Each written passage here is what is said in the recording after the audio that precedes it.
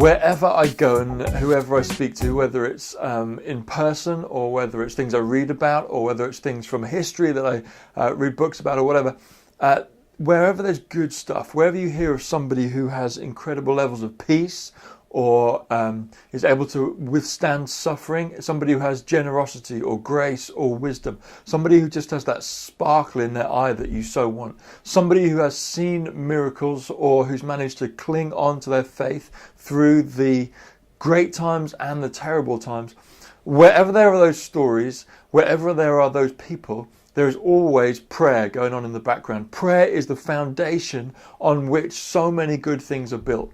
And so we're going to dive into prayer over the next little while at St. Mark's.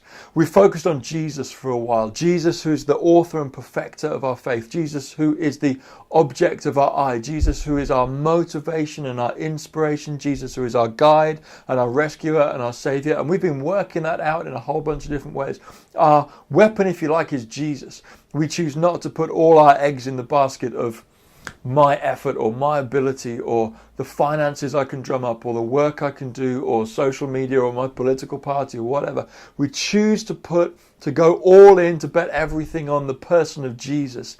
And so it makes sense to somehow access his power. It would make sense to speak to the one who knows us better than we know ourselves.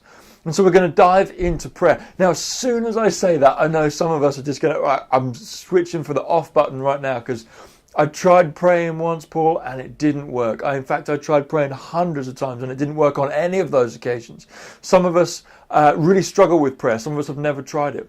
Some of us tried to pray for something that we desperately wanted. Maybe a friend or a family member who was ill or a kid that's gone off the rails a little bit. And we prayed and we prayed and we prayed for a difficult situation we were facing. And God seemed to do nothing. And that's hit our faith. It's kind of given us this deep-seated reason for why God might not be listening to us. And we're angry about that. We're going to dive into prayer. We're going to look at all kinds of different types. And my hope is that it's not guilt-inducing, that we don't think, oh man, I'm not good enough. I can never be good enough. My hope is that we discover together this richness of God, where we get to access the deep joy of knowing true peace, of understanding stuff that is bigger than us, of being able to chat to the Creator God, of being able to listen to Him and His voice into our life. It's going to be a journey. We're going to look at a whole bunch of different things. We're not going to fix it all in week one. But I want to start with where we are and to be honest about where you are. If you were around on Sunday, we had these pictures up on the screen and we were each encouraged to look at these pictures and say, this is how I feel about prayer. This picture for me sums up how I feel. There was a picture of a woman kind of submerged in water, and for some of us she was enjoying the freedom of movement. She was experiencing weightlessness and release from tension. For others she was drowning. We're like, help get this woman out. And for some of us, we thought, we've tried prayer and we experience a weightlessness where pressure is lifted off us and the desire and the need for me to fix everything is lifted from me. For others, we've tried prayer and it's like we're drowning. Some of us have tried prayer and we fell asleep a few seconds later. Some of us have tried prayer and it feels like we're just talking to the ceiling. Some of us don't know what prayer is. Some of us have tried to write things down or to dance our prayers or to draw our prayers or to mind map them. Some of us like to pray first thing in the morning. Some of us last thing at night. Some of us, all we can manage is just as the car is screeching in towards an appointment that we're late for, just to, God, if you're there, would you help me get a car parking space quick and get me through this interview or this exam and help this project go well. And that's the extent of our prayer life. Some of us like to sit and listen and meditate, and we find that as our minds begin to kind of declutter and the noise begins to die down, then we can tune in with what Jesus might be saying. We're going to look at all this kind of stuff, but my hope is that it's not guilt-inducing. If it is, then you know it's from me and not from Jesus, and so you need to scrap it.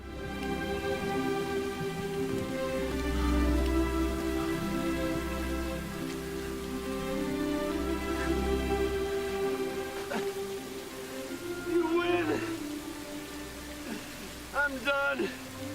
Please. I don't want to do this anymore. I don't want to be God. I want you to decide what's right for me. I surrender to your will.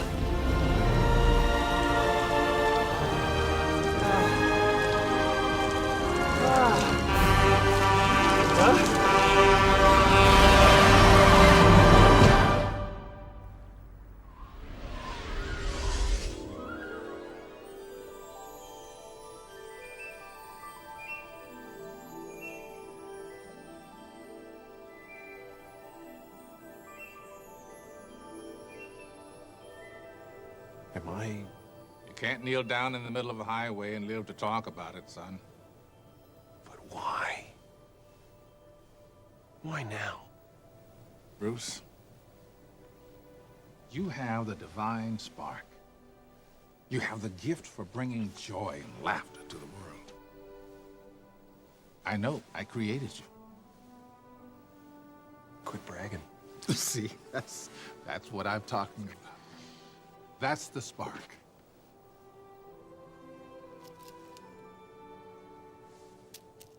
What do you want me to do?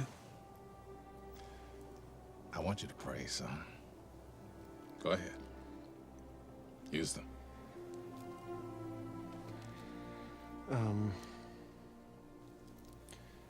Lord, feed the hungry and bring peace to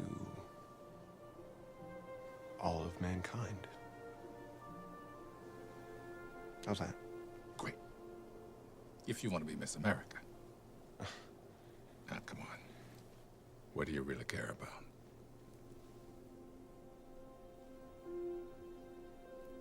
Grace. Grace. You want it back?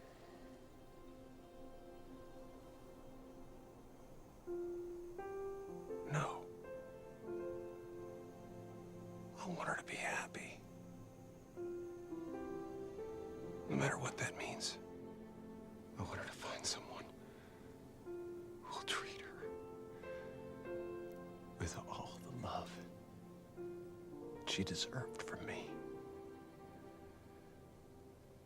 I want her to meet someone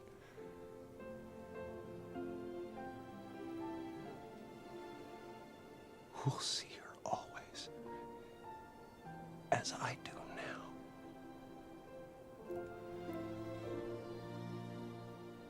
Through your eyes. Now that's a prayer. Yeah. Yeah. It's good. It's good. It's good. I'm gonna get right on it. Whoa! That didn't feel very good. Got a rhythm. All right, I got a pulse. All right, let's let him up. Yeah, get the backboard and brace. There's this old German theologian called Karl Barth, and he said this: to clasp the hands in prayer is the beginning of an uprising against the disorder of the world. What a fantastic quote. This guy must have been super brainy. To clasp the hands in prayer is to begin an uprising against the disorder of this world.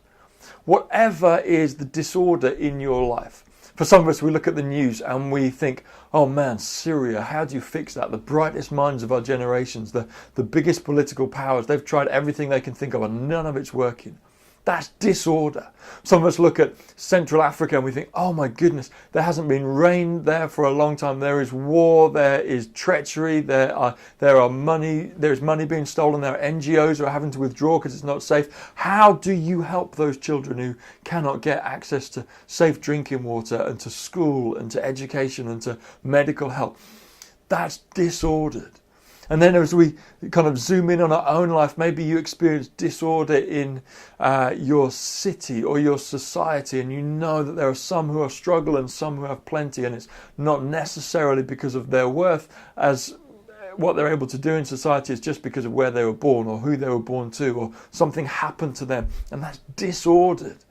Maybe you feel there's a disorder in your workplace or your family or just in your soul, in your spirit. It's not peaceful and it's not quiet. And you're just thinking, it's something, I can't put my finger on it, but I experience disorder. And Karl Barth says to begin to clasp the hands in prayer. That's where we start. That's where the true uprising begins. Sure, you can try politics. Sure, you can try a march. Sure, you can try a whole bunch of other things.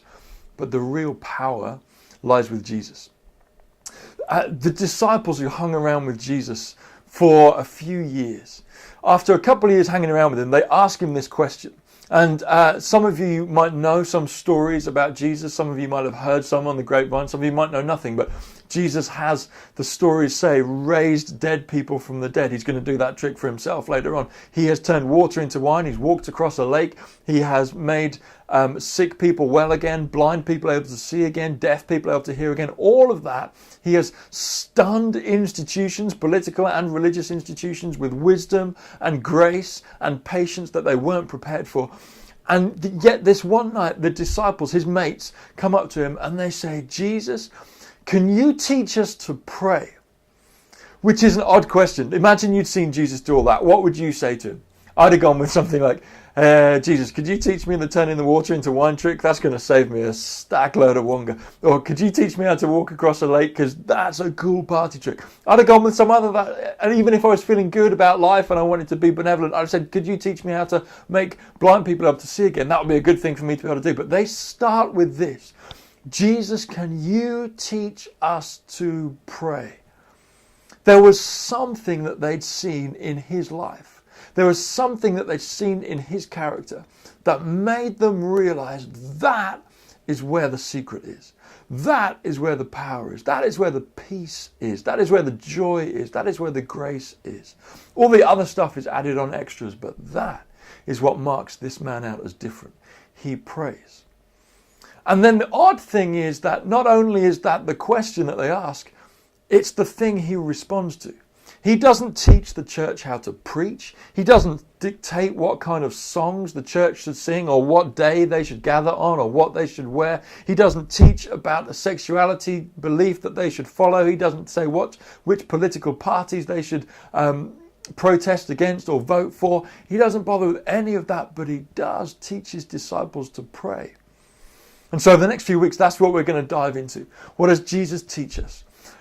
And if you are somebody who prays once a week when you're late for work, or when the boss is coming and you haven't done a project, or when you turn the key in your door and you hope that all is peaceful when you get home, or you have a desperate need inside of you to be released from a sickness, or to find the right partner, or to be released from the debt that you're in, or to know peace in the turmoil in your soul, or you want to pray for the wider world, whatever it is, here's our earworm for the week. Wherever you find yourself, whether you find yourself in school or college or work or in your neighborhood and you're in your family, in your street, watching the news, whatever, I dare you to go with this. Jesus, teach me in this situation, teach me to pray. And then just listen. And notice what happens in here. Notice what happens in here. Listen to any whispers you get. Notice what you're looking at when you pray that and how your attitude towards those things changes. For good or for bad, in surprising ways and unsurprising ways. Listen to what the Master says back. Jesus, would you teach me how to pray? That's the journey we're going to go on together over the next few weeks. I really hope it's exciting. I know it's going to be life-changing. I know it's going to be difficult.